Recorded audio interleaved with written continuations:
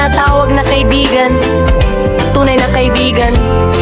May mga taong lagi nandyan kapag may pakinabang, pero nawawala kapag sila na ang umangan.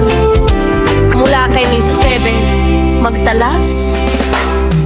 Kapag meron ka, para silang nakadikit. Araw-araw kang hinahanap at kinakausap ng paulit-ulit. Laging kasama sa lakad at kasiyahan. Parang hindi kumpleto ang araw nila kapag wala ka riyan. Pero nang dumating ang araw na sila'y umasenso, biglang nagbago ang ikot ng mundo. Ni isang tawag ay hindi mo marinig. Para bang hindi kayo kailanman naging magkaibigan.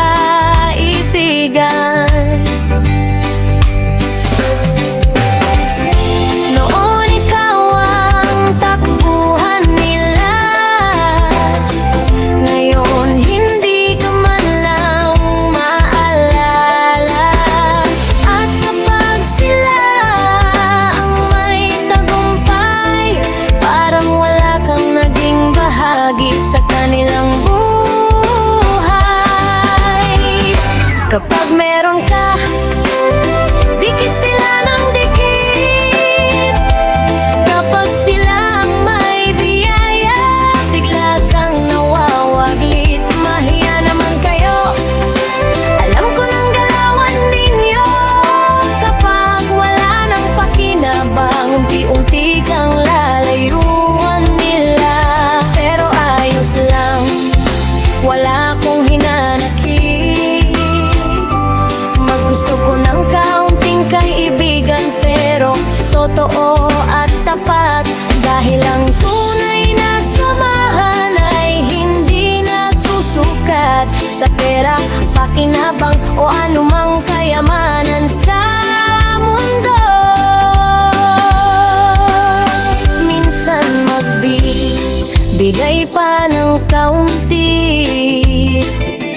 tapos ipaparamdam na may utang na loob ka lagi. Parang bawat tulong ay may kapalit na dapat mong bayaran habang buhay sa isip.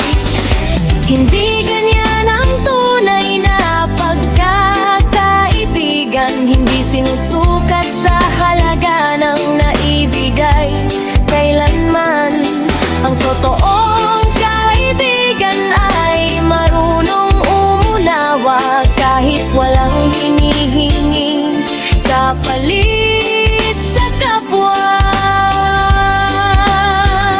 Salamat na rin sa mga ipinakita ninyo. Mas natutunan kong kilalanin ng mga tao, kung sino ang tunay at sino ang nagpapanggap kapag panahon na ng pagsubok at kahirapan. Kapag meron ka, dikit sila ng dikit. Pero kapag sila ang masaya, hindi ka man lang maisip. Kaya ngayon, mas pinipili kong mag-ingat sa mga taong magaling lang. Kapag may pakinabang,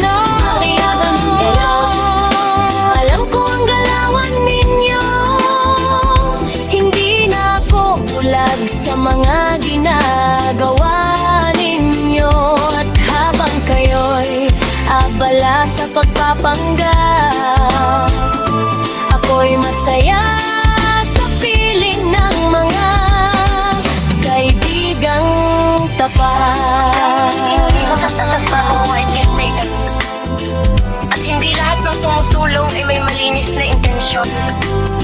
Pero huwag kang mag-aalala. Darating din ang mga taong tunay na magmamalasakit sa'yo. At kapag nakita mo sila, ingatan mo sila. Mula kay madalas.